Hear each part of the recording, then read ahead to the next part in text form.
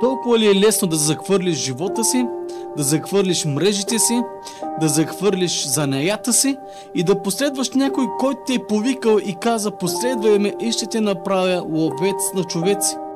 Това е нашия апостол Петър, в който ще говорим в тази тема. Как захвърли всичко при призива, когато Исус го повика и тръгна да следва с брат си Андрей, нашият Господ Исус Христос. Думите на Исус бяха: Петре, върху тази канара ще се града моята църква.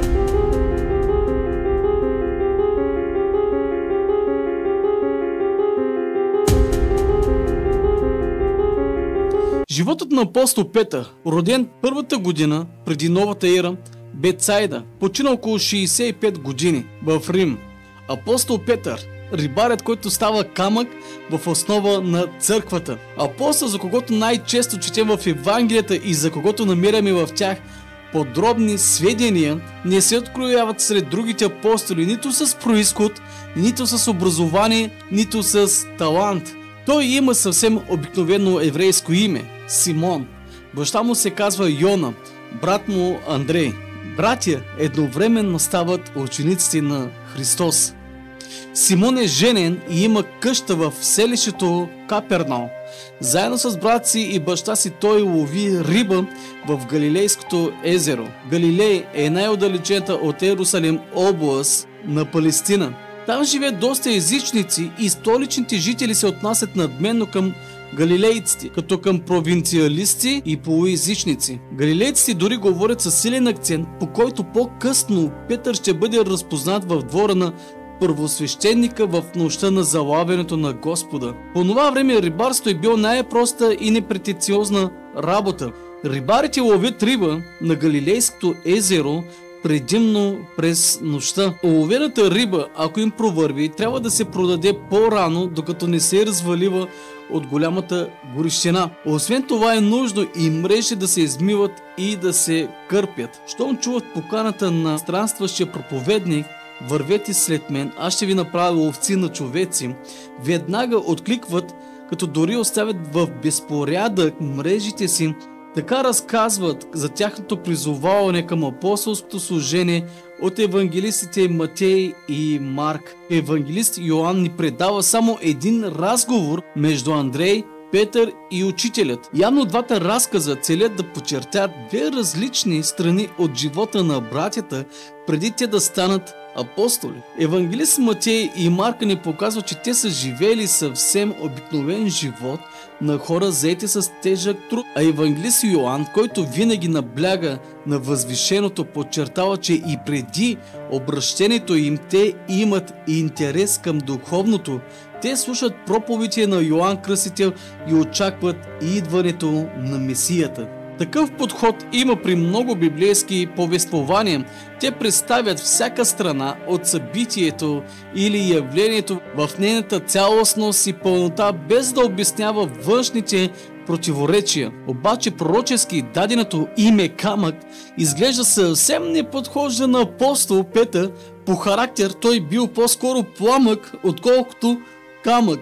Христос му заповядва, когато Петър е още рибар, а не апостол, отново да хвърли мрежите след неуспешен нощен улов, и Петър се подчинява. Но когато мрежите се напълват с невероятно много риба, Петър казва на Христа: иди си от мен, Господи, понеже аз съм грешен човек. До толкова остро той усеща своето недостоинство и своята нечистота, обаче при друг случай, като вижда Спасителя да върви по вода, той напротив веднага го моли: позволи ми да дойда при теб по вода. Да, наистина после Петър се усъмнява в себе си и започва да потъва, но пък другите апостоли дори не дръзват да опитат да вървят по вода. Винаги когато Симон става свидетел на чудо, той незабавно реагира. Всичко за него става тук и сега. Не случайно той, без да се колебае, изрича своята изповед още много преди Христовото възкресение: ти си Христос, Синът на живия Бог. Това се случва в момент, когато дори Йоан Кръстител изпраща ученици при Господа, за да го питат: всъщност той ли е Христос? Петър не се съмнява и в отговор на тези негови думи Спасителят го нарича камък, на който ще утвърди църквата си. Точно тук се разкрива значението на новото име Петър, Кифа, което някога му е дадено като предсказание, а сега обяснено. Но веднага четем за още един разговор между Петър и Господа. Христос предсказва своите страдания и смърт и Петър захвана да му възразява: „Милостив Бог към тебе, Господи, това няма да стане с теб“. А той се обърна и рече: „Махни се от мен, Сатана, защото мислиш не за това, що е Божие, а за онова, що е човешко“. Тогава Исус рече на учениците си: „Ако някой иска да върви след мен, нека се отрече от себе си, да вземе кръста си и така да ме последва“. Виждаме, че дори и много дълбока лична вяра не ни гарантира безпогрешност, но на Петър му предстои да преживее къде по-рязък преход от вяра към неверие, а след това и отричане към покаяние. В навечерието на Христовата жертва той обещава на Спасителя, че дори и под смъртна заплаха няма да го остави, но Христос му отговаря: „Тая нощ, преди още петел да пропее 3 пъти, ще се отречеш от мен“. Когато залавят учителя, Петър дори се опитва да окаже въоръжена съпротива и удря с меч един от противниците, но Христос му заповядва: „Върни ножа в мястото му, защото всички, които се залавят за нож, от нож ще погинат. Или мислиш, че не мога сега да помоля своя отец и той ще ми представи повече от 12 легиона ангели?“ И залавянето е факт. Следва разпитът и съдът при първосвещеника. Петър върви след любимия учител през студената пролетна нощ. Той застава да се сгрее при огъня в двора на дома на първосвещеника, заедно с слугите и с другите хора. Мнозина разпознават Петър: „И ти беше с Исус, галилеица“. И Петър някак неусетно, съзнателно се отрича от Христос. Без дори да забележи, той 3 пъти успява да се отрече и изведнъж чува, че пропява петела. И спомни си Петър думата, казана от Исус: „Преди още петел да пропее, 3 пъти ще се отречеш от мен“, и като излезе вън, плака горко. Апостолите се връщат в Галилея към обичайната си дейност. Повече от тях, както и Петър, са рибари. А и какво наистина им остава? И отново, както някога още преди всички големи надежди и огорчения, мрежите са хвърлени и отново се оказват празни, и отново някакъв човек на брега им заръчва да хвърлят още веднъж на друго място. И този път вече не могат да измъкнат припълнените мрежи. Йоан първи разпознава Господа, но именно Петър веднага припасва дрехата си и се хвърля в морето, за да изплува при Спасителят, преди лодката с другите рибари да е стигнала на брега. Петър не може да стои да чака, като вижда Христа пред себе си. Точно по време на тази среща чуваме отнесените към Петър думи на Спасителят: „Паси моите овце“. Но преди това Господ му задава един простичък въпрос: „Обичаш ли ме?“ Този въпрос е зададен 3 пъти, тъй че Петър дори се натъжава.